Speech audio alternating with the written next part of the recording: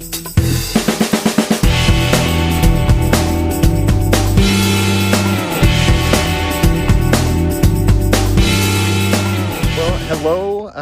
for this chapter of Revs Racers as I'm working on my GSX1100 build. One of the things I'm going to be working on today in this episode is I want to check the regulator, rectifier, and the stator to see if it's what kind of condition it's in, to see if it's actually giving out good voltage. One of my plans is I want to put in a lithium battery. I'll probably tuck it underneath the tail section. And with old bikes like this, you want to make sure that those stators and regulators are putting out a good constant around 14 volts, especially for the lithium batteries, because if you overcharge them, they tend to get hot and can catch on fire. So I want to make sure that all the old components here are working like they're supposed to. So right now, the battery that's in this bike is dead. I don't know if it's going to be able to be revived. I've got another battery on the charger to see that I can use just for testing things. But I'm going to get it started here and put a voltmeter on it and see what kind of voltage I'm getting from the regulator there at the battery, and see if it's consistent, if it's jumping around, or if it's way above 14 volts. Then I'll need to start looking at replacing the stator and probably the regulator rectifier in it as well. So I'll give you so in just a minute or two, I'm going to get her started and put a voltmeter on her and see what we find out. Well, so here it is, just in case you needed proof that the bike does actually run. I jump started it, got it running. So I'm not sure what the quality of fuel in it is. I needed to use the choke pretty heavy to get it started, but once it got started, it idles pretty well, even without the choke on. The choke's off right now. There is a little oil leak under the drain plug, and so there's a little bit of smoke that's coming from some oil that's leaking there, so I'll have to chase that down. But nice thing is it's idling pretty good, and so that means a couple of things. One, that since the battery is dead, it is getting some voltage and some spark from the stator and the regulator, so that's good to know. I'll put my trusty Harbor Freight buck 99 voltage meter on it and see exactly what we've got. But anyway, it's looking pretty good, and it is actually running, and so that's always a win. So we'll see what we got here at the battery as far as charging and what that's all about. Like I said, there's my little Harbor Freight buck 99 voltage regulator, or excuse me, voltmeter. Sometimes they even have little coupons that you can get them for free. They're pretty inexpensive, and I've had this one for a number of years. It's a good little trusty tool. So give me a second here, and I'll get access to the battery. The battery is kind of a pain in the neck on this bike. It is behind this panel. You can kind of see it tucked back in there, behind that round nest of wires. So again, I'm thinking the in unit is going to be a purchase here in the near future for this bike, if nothing else, just to get rid of some of those old crusty wires. But yeah, I'll get a little better access there and try to put a voltmeter on it and see where we're at.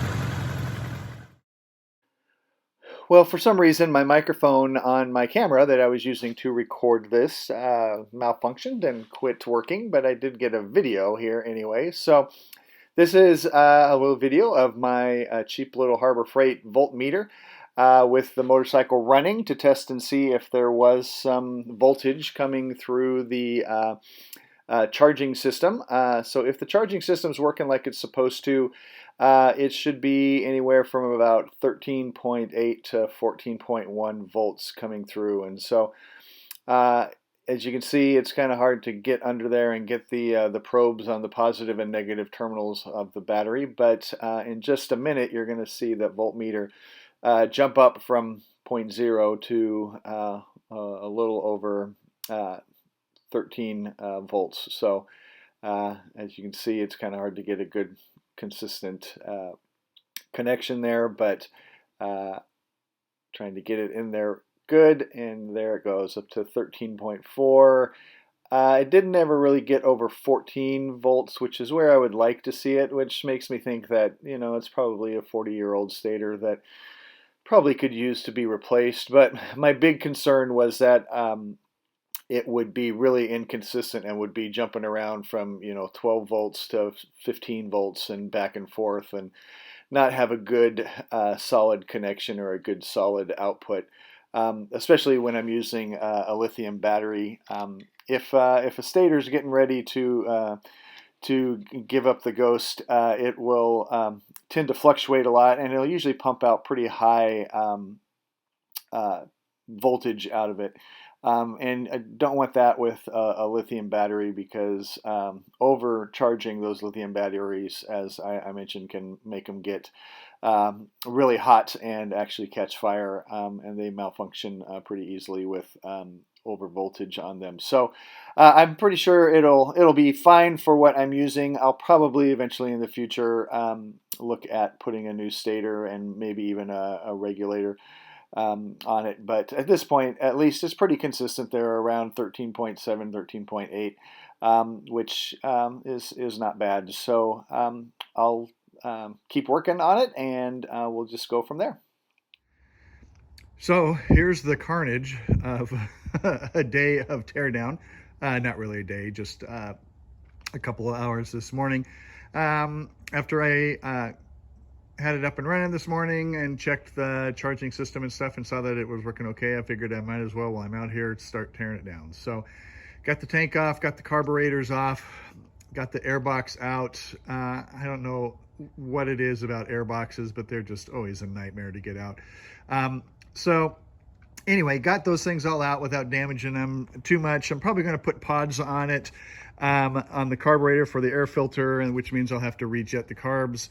I know everybody that will comment on here says, don't put pods on there, it'll never run right. And I know, but they just look so cool. And mostly I just don't want to put that air box back in there. It's such a pain in the neck to get in there.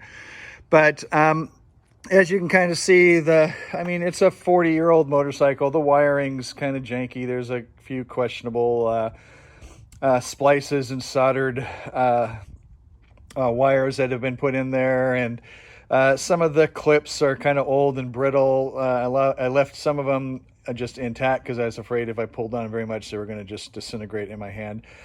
All of which leads me to think that the M unit, again, is another way to go. That way I can just replace all those wires with modern wires, and not have to worry about who spliced in what, when, to what thing. And I think it's just the best option at this point. So that wiring harness is probably going to be coming out pretty soon, and just need to make sure I've got all the elements like starting solenoid and those kinds of things. The coils, the spark plug wires are looking a little worse for wear, so I'll probably need to get some new spark plug wires as well. But this is what it looks like without clothes on, so to speak. So good day getting the project started and getting going. Well, so here is the fuel tank off the GSX. The outside of it is in great shape. It's got both the emblems on the side, and the paint's in pretty good shape. I don't think I'm going to be keeping it red though, so it's probably going to get painted another color. But like I said, the outside's in great shape. The inside has a whole lot of rust. I saw when I took the tank off, the fuel line has a little inline filter in it that somebody put on it. I assume probably because they were getting a lot of rust clogging up the jets in their carburetors, and so they put a little fuel filter to try to cut that down, I assume. But yeah, it's got a lot of rust in there. There's a few ways to get rid of that. I'll probably be using a process called electrolysis that I'll tell you about, and hopefully be able to put up some videos when I get that process started. But there's a lot of ways that you can get rust out of a tank. One way is you go down to the hardware store and buy some muriatic acid. It's acid that you use to kind of clean cement or bricks or things like that. It's a pretty harsh chemical. I've done it before. It's not something I really recommend.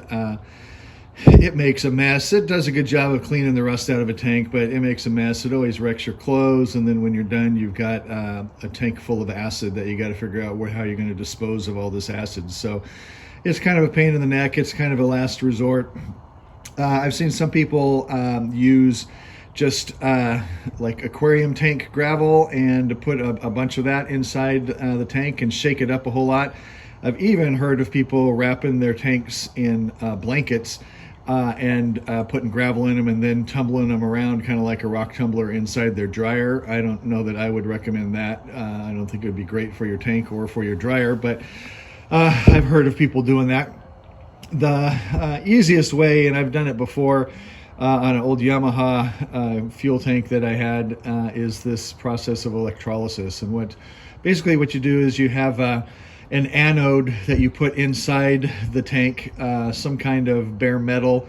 I usually use kind of a threaded rod so that I can bend it up through the hole and put some kind of a block or something over the hole that holds that piece of metal so that it doesn't touch the side. But the gist of it is you put a negative charge from a battery, or if you have a battery charger that has a constant current going through it. But usually what I do is just hook it up to a battery and hook the battery then up to one of my battery tenders that I have. But so you hook a negative lead to the anode that's inside the tank with a mixture of baking soda and water.